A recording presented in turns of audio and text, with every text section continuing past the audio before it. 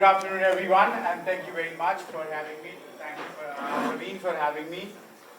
So, apparently, listening to all this wonderful and dignified speaker, actually now I'm not sure even I'm qualified to stand on this stage and share my views, but it's an absolute honor to be here among all of you and share the work I have been pursuing since last 15 years and now focusing on something very important and the pressing challenges. So thank you once again.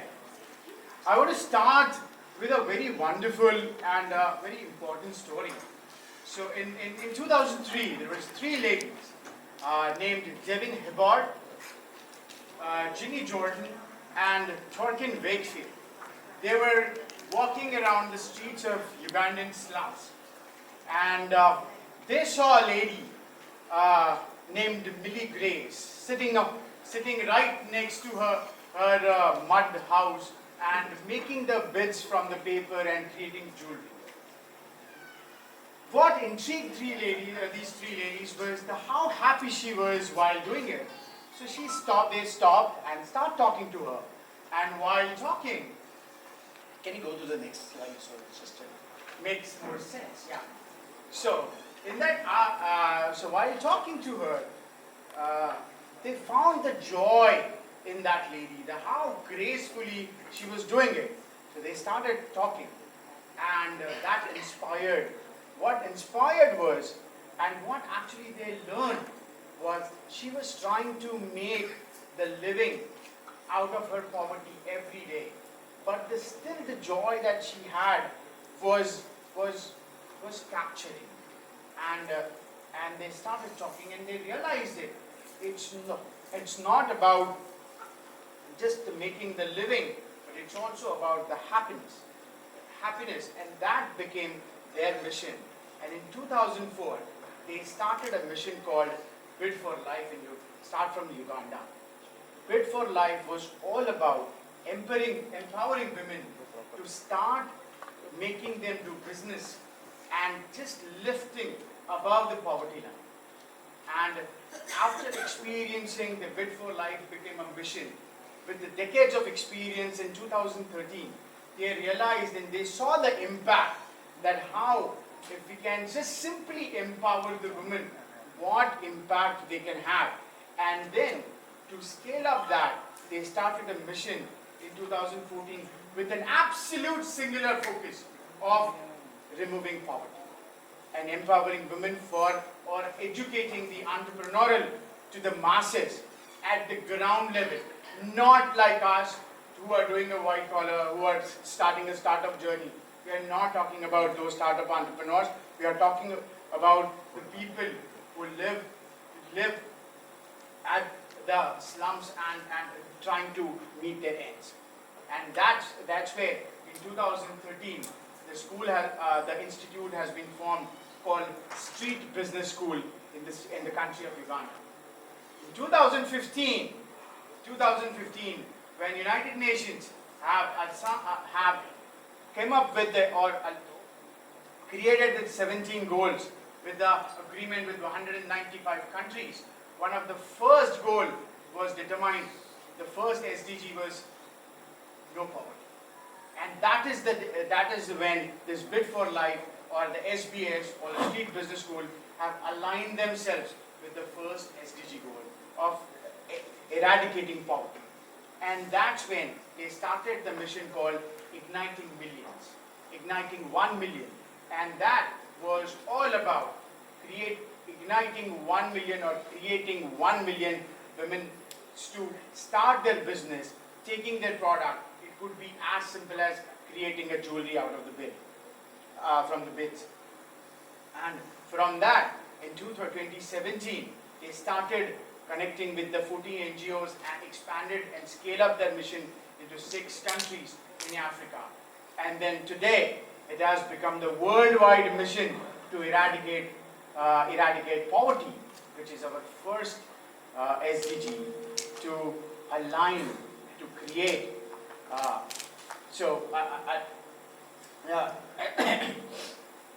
Why I tell this story? Why this story is so important Because I personally believe that when women have money in their pocket, they drive other forces. They drive better health for their family. They educate their children. They lower the birth rate and build a sustainable community. Which all in all, it's all connected with the other sustainable goals. Why this story is important? Because we keep telling, or people keep saying, that world is rapidly changing. But I personally believe that world has already changed. It already requires the need of having innovative mindset. Innovation is no longer an option for any of us. All it requires is, in fact, innovation should be the strategic, deliberate effort or an action to grow our environment or getting the competitive edge. In order to become innovative, the innovation, the right mindset has to have towards a collaboration and to co-create, towards building or towards coming up with the desired impact which we are looking for. When we talk about 2030 Agenda of Sustainable Development, the goals are quite ambitious, and it calls for our leaders to have an absolute profound way to change, or profoundly they need to change the way they do their business. And the notion of sustainable requires all the stakeholders to come together and with a novel and human-centered approach. Think from the people's perspective. They need to start or reframe the question from the human's perspective. They need to reframe the problem from the human perspective, or how it creates an impact or what impact is desired. When we talk about innovation, it is not about reinventing something. When we talk about innovation, it is not about building a cutting-edge invention or a technology. Sometimes innovation is all about unlearning things, then learning. Sometimes innovation starts with looking at the problem from the different, reframing the problem in a different way, evaluate the problem in a different way. Right. As a collaborative approach, all stakeholders needs to, as I said, all stakeholders needs to come together and ask and focus on three most important things. Number one, successfully catalyze the conversation for the change. Number two, reframe, as I keep repeating, reframe the existing problem and evaluate the existing problem from the human perspective. Convert your goals, the SDG goals, 17 SDG goals, these goals, translate these goals to the human problem and ask the question again. Right? And the third is encourage this collaborative approach to actually and keep iterating endlessly to get better. In fact, with the context of again 2030 agenda, in fact, if we look at this innovation framework which is being built, it is absolutely in aligning with the UN's leadership framework as well. The framework calls the impact, driving the transformational change, systems thinking and co-creation. And that is, and that framework, if you are able to understand that framework properly, then at least we know, even if we reach to the solution, at least we know that we have started at the right place. I was listening to the previous speakers who were absolutely phenomenal. And in fact, Mahesh ji said that I am not agreeing with the word sustainability because we are hiding something. That's what he said, right? But I agree with him. But also I think that there is a way to look at it that at least we realize that we did something wrong and there was a need of change. That realization at least let us take our first step. That okay, let's take the first step in the right direction. You asked the question about invention. It's not about invention, it's about innovation. We call it that necessity is a mother of invention, but the problem is the father of innovation. This is very important to understand. If we can able to understand the problem from the root cause level, whether it comes from if we talk about from eradicating the poverty to zero hunger to gender equality or even the climate action, which we were talking earlier.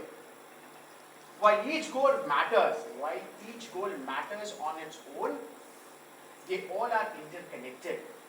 Interconnected from the socio-economic and sustainability, or as UN puts it, as a global blueprint of dignity, peace, and prosperity for the people, planet, and for all of us as a future. Now, let's talk about the innovation framework. We talk about innovation all the time, but what really innovation framework calls for? What really an innovation framework is? And how do I achieve what I want to achieve? Right? Even if you asked about the change from the education system, an absolutely perfect answer by that what are we doing and are we looking at the problem in the right direction? That is very important. Can I go to the next slide? The innovation framework, I look at it in 4 steps. First is discover.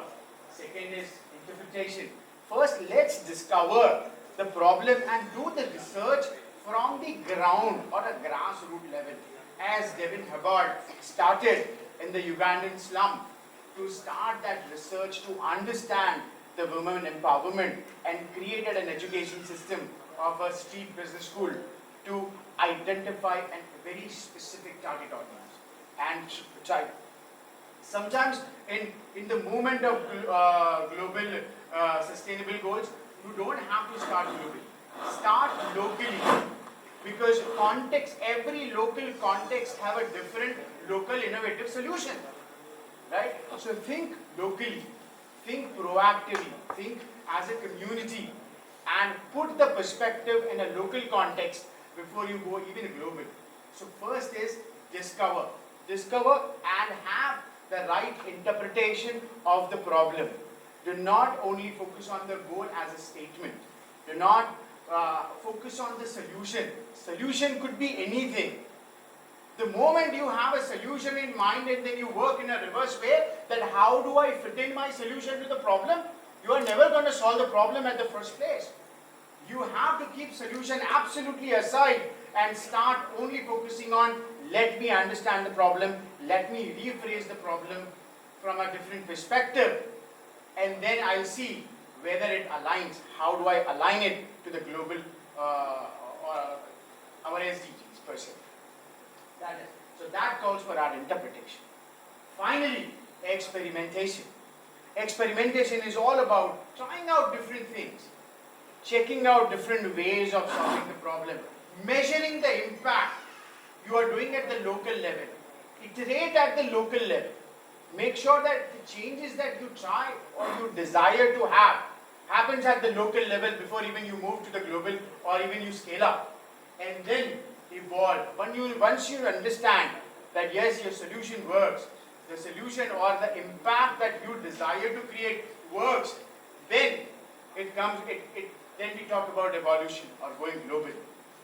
Can you go next, please? So now I'll just quickly touch upon all the 4. Am I loud enough? Do I need to stand here? Okay, perfect. So if you talk about it, let's break it down each point quickly and then we'll wrap it up. I know it's already afternoon, so I'm not going to take much time. But let's focus on the discover. What discover is to create the meaningful innovation.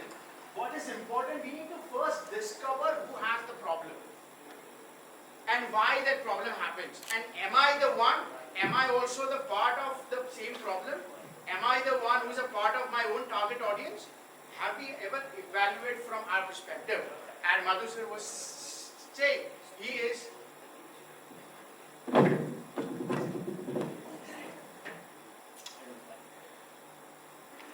are you a part of your own target audience? As he said that he is not contributing to banana.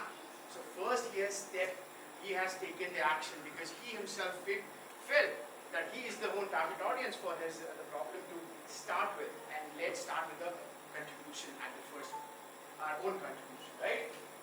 So define the global goal and align the problem. Identify the group of people and start locally before you even move globally. Once you discover the problem, whatever the goal you want to align with, even if as an entrepreneur, even we are working with a social goal, or as a greenpreneur, whatever your objective or purpose of your organization, first try to align with what SDG goals you can create an impact, right?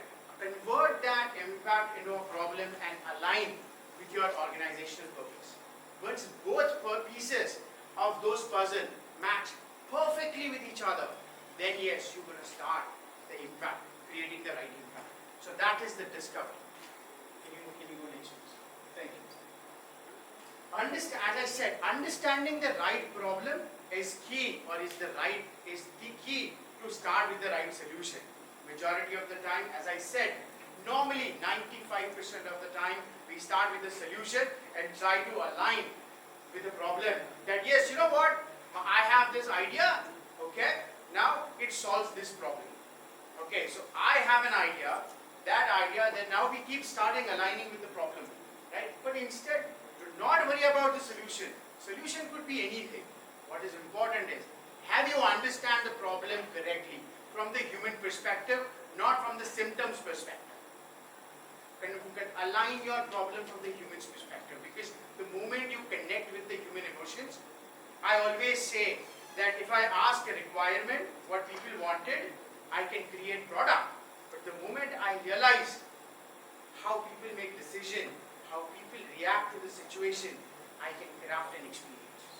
How people look at things, how people perceive things in a different situation, I can craft an experience. So how the problem is being looked at, or being perceived, or being felt by people, once you're able to interpret that, that's when you create an impact, right? So interpretation is a very important before you even go to the solution. Then comes is the experimentation. Experimentation is whatever your solution do quickly, fail fast, and keep iterating yourself and have faith in your mission. It is very important. The moment you have faith, keep iterating and harness quickly, and as I said, start globally. Get the feedback. It's not about right solution. It's all about having the ideas, more number of ideas, and keep iterating, and keep experimenting about it, right? Because you don't want to stop until you get the right impact. And right impact can only be created when you start working with the people, when you involve all the stakeholders in the system. Okay? And finally, the evolution. When we talk about evolution, speed is the essence, because 2030 is just 8 years away now. We don't have much time. So speed is the essence here. Okay? Once you know the solution, start collaborating with the people. Right? I always say from the business context that rather than eating a whole grape, having a 5% of the watermelon, it's still more, it's still better. Right? So collaborate and expand rapidly with having multiple stakeholders aligned with your mission.